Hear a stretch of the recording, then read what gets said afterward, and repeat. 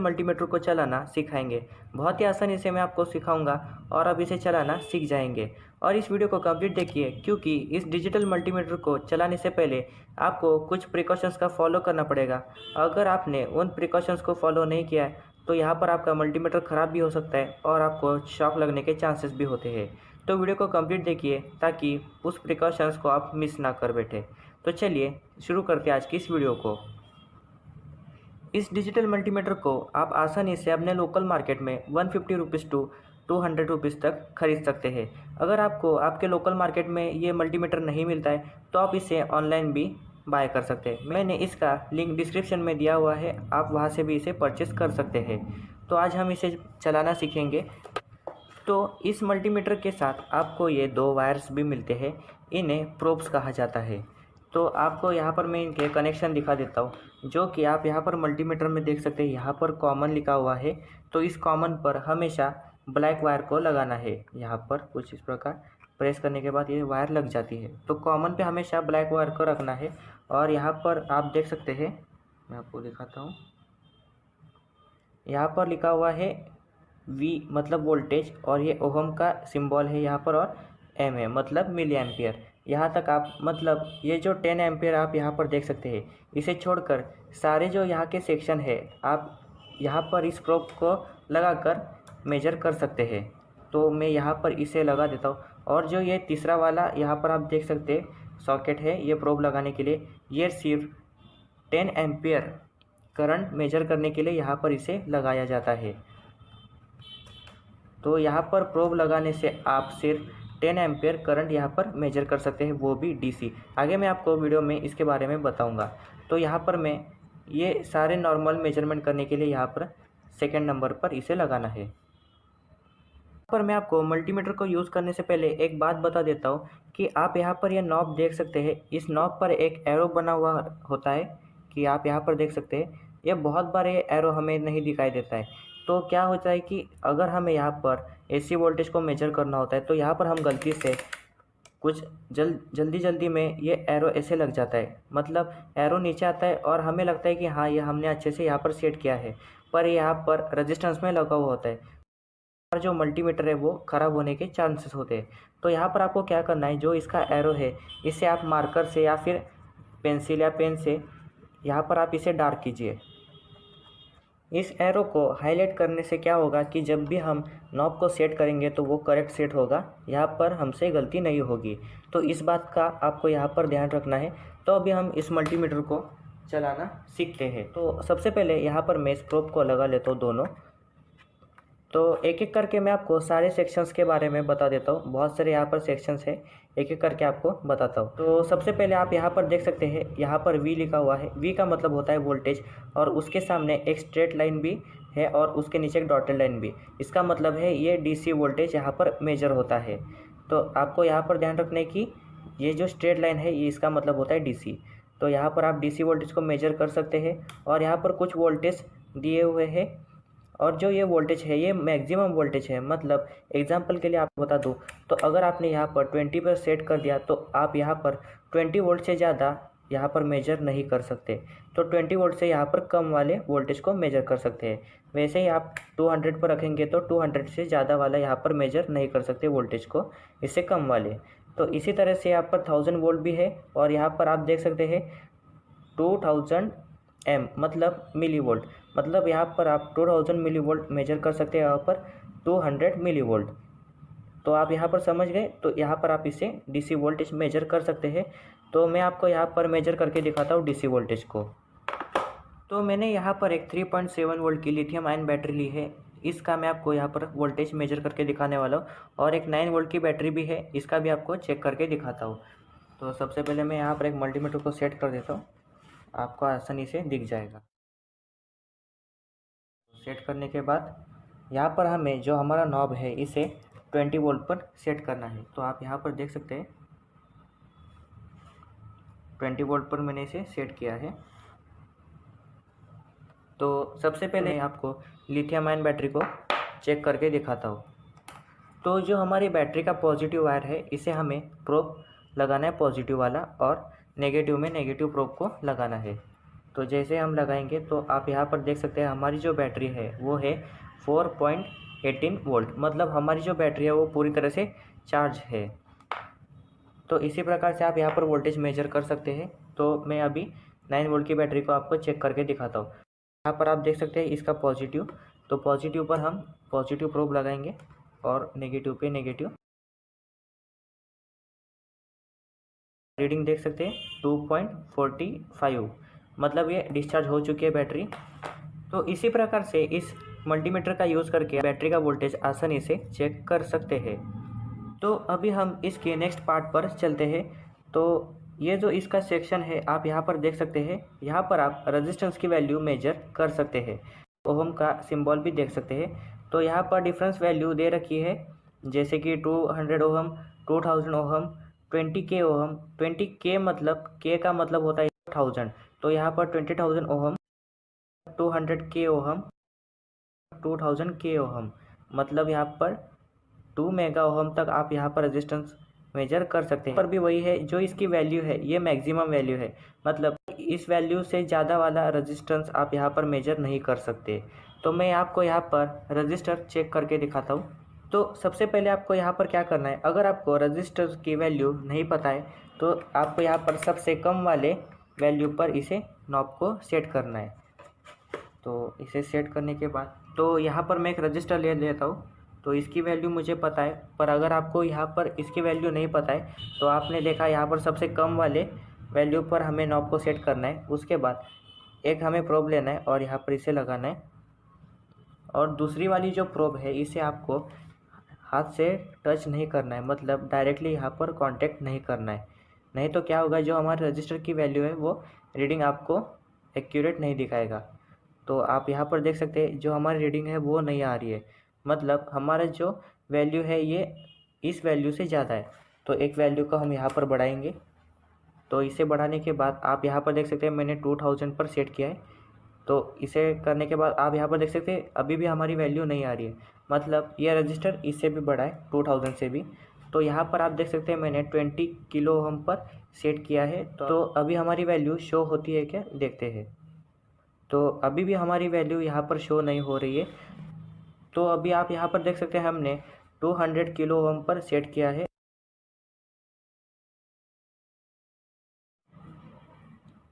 तो आप यहाँ पर देख सकते हैं हमारी जो वैल्यू है वो शो हो रही है 21.7, मतलब ये 22 किलो ओम का रजिस्टर है। आप यहाँ पर देख सकते हैं रेड रेड ऑरेंज, मतलब 22 किलो ओम का रजिस्टर है। ऐसे ही हम दूसरे रजिस्टर को यहाँ पर मेजर करते हैं। तो वही सेम प्रोसेस, आपको एक हाथ से ही इस रजिस्टर को पकड़ना है, दूसरा हाथ आपको यहाँ पर कांटेक्ट में नहीं लाना है रजिस्टर के। तो मैं यहाँ पर इसे टच करता हूँ। तो आप यहाँ पर देख सकते हैं हमारी जो वैल्यू है वो शो नहीं हो रही है। तो हम एक वैल्यू और बढ़ाएंगे। तो अभी मैंने 2000 किलो ओम पर रखा है। तो जो हमारी वैल्यू है अभी आपको दिखाई दे रही होगी 1026, मतलब ये 1 मेगा ओम का रजिस्टर है। अगर मैं इसे दोनों हाथों से टच करता हूँ तो आप यहाँ पर देख सकते हैं इसकी जो रीडिंग है वो आपको गलत दिखाएगा। तो अगर मैं एक हाथ को निकाल देता हूँ यहाँ से तो ये एक्यूरेट आपको 1 मेगा ओम रीडिंग दिखा रहा है, मतलब आपको दोनों हाथों से रजिस्टर को मेजर नहीं करना है। आई होप कि आपको रजिस्टर मेजर करना आपने सीखा होगा। तो अभी हम इसके नेक्स्ट पार्ट पर चलते हैं। तो अभी हम इसकी एसी वोल्टेज के बारे में देखेंगे। तो आप यहाँ पर देख सकते हैं यहाँ पर V लिखा हुआ है, V का मतलब वोल्टेज, और यहाँ पर एक साइन जैसा एक सिंबल बना हुआ है, इसका मतलब होता है साइन, मतलब आप यहाँ पर एसी वोल्टेज को चेक कर सकते हैं। एसी मतलब अल्टरनेटिव करंट और डीसी मतलब डायरेक्ट करंट।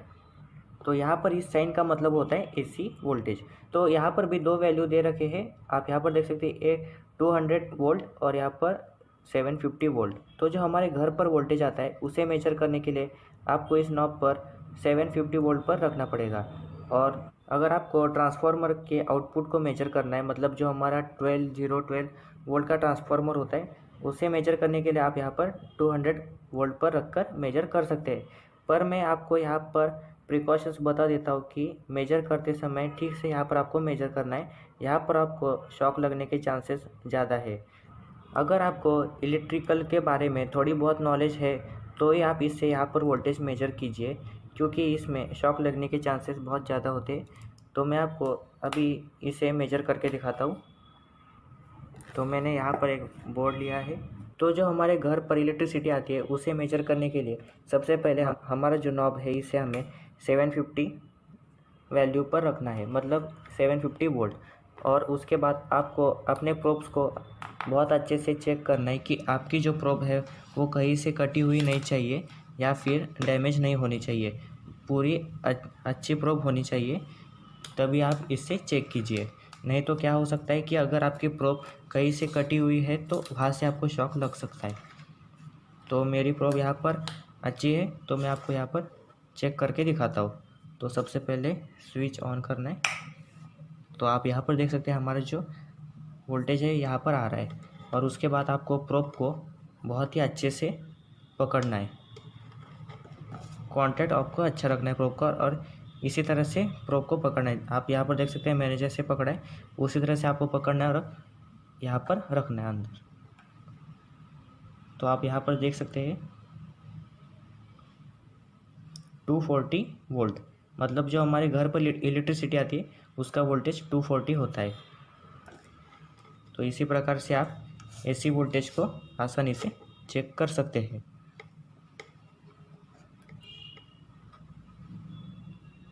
देखिए, इसी प्रकार से आप एसी वोल्टेज को चेक कर सकते हैं। तो अभी मैं आपको 12 वोल्ट के ट्रांसफार्मर को भी चेक करके दिखाता हूँ। तो अभी मैं आपको ये 12 वोल्ट का ट्रांसफार्मर चेक करके दिखाता हूँ। तो सबसे पहले आपको यहाँ पर क्या करना है, जो हमने अभी 750 पर रखा था उसे हमें 200 पर रखना है। और इसके बाद अभी हम इस ट्रांसफार्मर को ऑन करते हैं। तो ऑन करने के बाद मैं आपको अभी चेक करके दिखाता हूँ। तो इसके दोनों वायर पर हमें कनेक्ट करना है। तो आप देख सकते हैं 14.3, मतलब हमारा जो 12 वोल्ट का ट्रांसफार्मर है वो अच्छे से वर्क कर रहा है। और ये जो 2 वोल्ट ज़्यादा की दिखा रहा है वो कैपेसिटर के चार्ज के होते हैं। तो इसी प्रकार से आप 12 वोल्ट के ट्रांसफार्मर या 18 वोल्ट के ट्रांसफार्मर को चेक कर सकते हैं बहुत ही आसानी से। अभी आप सीख गए होंगे कि एसी वोल्टेज को हम मेजर कैसे करते हैं। तो अभी हम चलते हैं नेक्स्ट पार्ट पर। जो इसका नेक्स्ट पार्ट है आप यहाँ पर देख सकते हैं ए लिखा हुआ है। ए का मतलब होता है एम्पियर, और उसके सामने एक लाइन भी है जिसे हम डीसी कहते हैं। मतलब इस सेक्शन पर आप डीसी एम्पियर को मेजर कर सकते हैं। इस मल्टीमीटर में आप एसी एम्पियर को मेजर नहीं कर सकते। तो यहाँ पर भी डिफरेंस वैल्यू दे रखे हैं, जैसे कि 2000 माइक्रो एम्पियर, 20 मिली एम्पियर और 200 मिली एम्पियर। तो ये 3 वैल्यू पर आप इसे अच्छे से मेजर कर सकते हैं। और इसके नीचे है एक 10 एम्पियर का। इसे मेजर करने के लिए आपको ये जो प्रोब होती है इसे आपको निकाल कर ऊपर वाले सॉकेट पर लगानी होती है, कुछ इस प्रकार। यहाँ पर लगाने के बाद आप डायरेक्टली 10 एम्पियर तक मेजर कर सकते हैं। तो यहाँ पर इन्होंने क्वेश्चंस दे रखे हैं, जैसे कि 10 एम्पियर अनफ्यूज्ड 10 एम्पियर मैक्सिमम, मतलब 10 एम्पियर से अगर आप ज़्यादा वाला करंट को मेजर करेंगे तो इसके अंदर जो फ्यूज़ लगा होता है वो उड़ जाएगा और आपका जो मल्टीमीटर है वो बंद हो जाएगा। और यहाँ पर लिखा हुआ है कि जो आप मेजर करेंगे करंट को वो 10 सेकंड से ज़्यादा नहीं होना चाहिए। मतलब जो हमारी प्रोब होती है वो हीट होना शुरू हो जाती है। एम्पियर को मेजर करते हैं तो जो हमारी प्रोब है वो हीट होती है। तो यहाँ पर इन्होंने दे रखा है कि 10 सेकंड से ज़्यादा आप इसे मेजर पर नहीं रख सकते। आपको 10 सेकंड के अंदर ही इसे निकालना होगा। तो अभी हम सबसे पहले मैं आपको यहाँ पर मिली एम्पियर को मेजर करके दिखाता हूँ। तो मिली एम्पियर का यहाँ पर एग्जांपल के लिए मैं आपको यहाँ पर एक सर्किट को जोड़ के दिखाता हूँ। तो यहाँ पर मैं एक बैटरी लेने वाला हूँ 3.7 वोल्ट की, जो हमारी लिथियम आयन बैटरी होती है, और इस एलईडी के नेगेटिव टर्मिनल पर इसे लगा देता हूँ। तो यहाँ पर देख सकते हैं हमने एलईडी के नेगेटिव पर इसे रखा है, और जो हमारा रजिस्टर है इसे हमें बैटरी के पॉजिटिव वायर पर कनेक्ट करना है।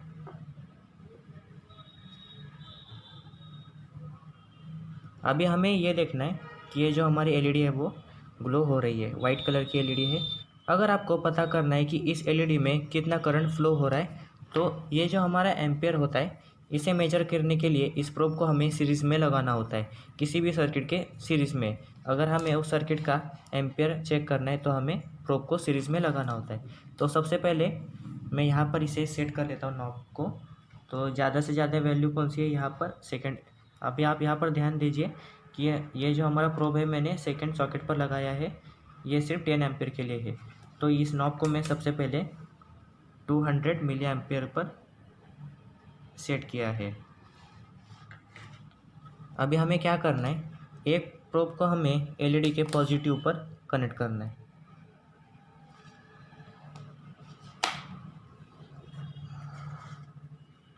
एलईडी के पॉजिटिव पर कनेक्ट करेंगे और जो दूसरा प्रोब है इसे हमें रजिस्टर के दूसरे वाले टर्मिनल पर लगाना है।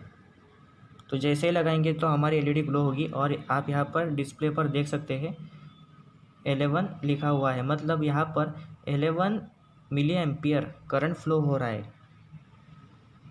तो इसी प्रकार से आप करंट को यहाँ पर चेक कर सकते हैं, सिर्फ डीसी। ठीक है, तो अभी हमने एम्पियर को मेजर करना सीखा। अभी हम चलते हैं नेक्स्ट पार्ट पर। तो आप यहाँ पर देख सकते हैं, यहाँ पर HFE लिखा हुआ है। HFE का मतलब होता है हाइब्रिड फॉरवर्ड इमीटर, और इसे hybrid parameter forward current gain common emitter भी कहा जाता है। तो आप यहाँ पर देख सकते हैं एक स्पेशल ब्लॉक बना हुआ है यहाँ पर ट्रांजिस्टर के लिए। यहाँ पर लिखा है NPN और PNP। यहाँ पर हमें ट्रांजिस्टर को लगाना होता है उनके टर्मिनल को देखकर, और हमें यहाँ पर उसकी बीटा वैल्यू मिलती है ट्रांजिस्टर की। तो हमें यहाँ पर HFE को रखना होता है और यहाँ पर हमें ट्रांजिस्टर को लगाकर उसकी बीटा वैल्यू हम यहाँ पर देख सकते हैं। अभी ये मेरा वर्क नहीं कर रहा है ये वाला पार्ट। अभी हम चलते हैं इसके नेक्स्ट पार्ट पर। तो आप यहाँ पर देख सकते हैं, यहाँ पर एक सिग्नल बनी हुई है जिसे हम स्क्वायर वेव कहते हैं। इसका जो यूज़ है, इसे हम एम्पलीफायर को चेक करने के लिए कर सकते हैं। जो हमारा ग्राउंड होता है उससे हम लेफ़्ट और राइट दोनों साइड को हम यहाँ पर चेक कर सकते हैं। तो अभी मैं आपको यहाँ पर स्पीकर को टेस्ट करके दिखाता हूँ। तो यहाँ पर मैंने एक स्पीकर लिया हुआ है और इसका जो जैक है इसे मुझे चेक करना है कि स्पीकर में कौन सी वायर लगी है, लेफ़्ट या राइट। तो यहाँ आप स्टेरो को भी चेक कर सकते हैं, लेफ़्ट और राइट आपका वर्क कर रहा है कि नहीं, ये भी आप यहाँ पर चेक कर सकते हैं। तो यहाँ पर हमें सबसे पहले स्क्वायर वेव पर लगा लेना है और यहाँ पर लेफ़्ट और राइट पर आप इसे लगाकर देख सकते हैं। तो जैसे मैं यहाँ पर लगा रहा हूँ तो आप आवाज़ सुन सकते हैं।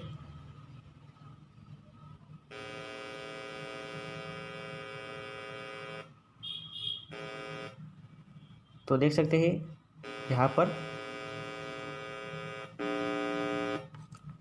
तो इसी प्रकार से आप अपने स्पीकर को चेक कर सकते हैं कि जो स्टेरो लेफ़्ट और राइट है वो वर्क कर रहा है कि नहीं। तो यही एक इसका यूज़ है स्क्वायर वेव का। अभी हम चलते हैं नेक्स्ट पार्ट पर। तो आप यहाँ पर देख सकते हैं, यहाँ पर एक सिंबल, साउंड का सिंबल है, यहाँ पर बजर होता है। यहाँ पर आप कंटिन्यूटी चेक कर सकते हैं किसी भी वायर का या फिर किसी भी सर्किट का, आप यहाँ पर कंटिन्यूटी चेक कर सकते हैं। तो आप यहाँ पर इसकी बजर भी सुन सकते हैं। कुछ इस प्रकार इसका बजर होता है। तो मैं आपको इसकी टेस्टिंग करके दिखाता हूँ। तो मैंने यहाँ पर एक वायर लिया हुआ है, तो इसे मैं आपको यहाँ पर टेस्ट करके दिखाता हूँ कि ये वायर पूरी तरह से अच्छी है या नहीं। अगर ये अच्छी होगी तो यहाँ पर हमारा बज़र बजना चाहिए। अगर कहा बीच में से ब्रेक होगी तो ये हमारा बज़र नहीं बजेगा।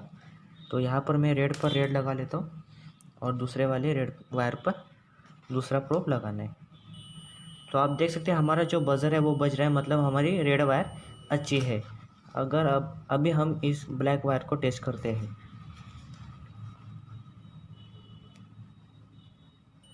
तो आप देख सकते हैं हमारी ब्लैक वायर भी अच्छी है, कहीं से भी ब्रेक नहीं है। तो इसी प्रकार से आप वायर को टेस्ट कर सकते हैं और इसी प्रकार से आप कंटिन्यूटी की हेल्प से एलईडी को भी चेक कर सकते हैं। तो आपको यहाँ पर क्या करना है, पॉजिटिव में पॉजिटिव प्रोब और नेगेटिव में नेगेटिव प्रोब लगानी है। तो आप देख सकते हैं हमारी जो एलईडी है वो ग्लो हो रही है, मतलब हमारी एलईडी ओके। आप यहाँ पर एलईडी को टेस्ट कर सकते हैं कंटिन्यूटी की हेल्प से। और एक कंपोनेंट को आप यहाँ पर टेस्ट कर सकते हैं कंटिन्यूटी की हेल्प से, जो हमारा डायोड होता है, इसे आप यहाँ पर चेक कर सकते हैं। तो आप यहाँ पर देख सकते हैं जो इसकी सिल्वर स्ट्रिप आपको दिख रही है उसका मतलब होता है वो नेगेटिव साइड, मतलब कैथोड होती है, और ये वाली एनोड होती है। तो आपको यहाँ पर कैथोड लगाना है और एनोड पर एनोड। तो यहाँ पर आपको रीडिंग आनी चाहिए।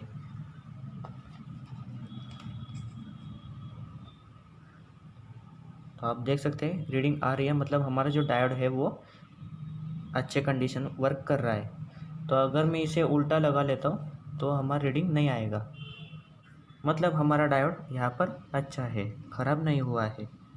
तो यहाँ पर मैंने आपको मल्टीमीटर के सारे सेक्शंस के बारे में अच्छे से बताया है और अच्छे से एक्सप्लेन भी किया है। आई होप कि आपको सारे सेक्शंस के बारे में पता चल गया होगा और आपने अभी मल्टीमीटर को चलाना सीख भी लिया होगा।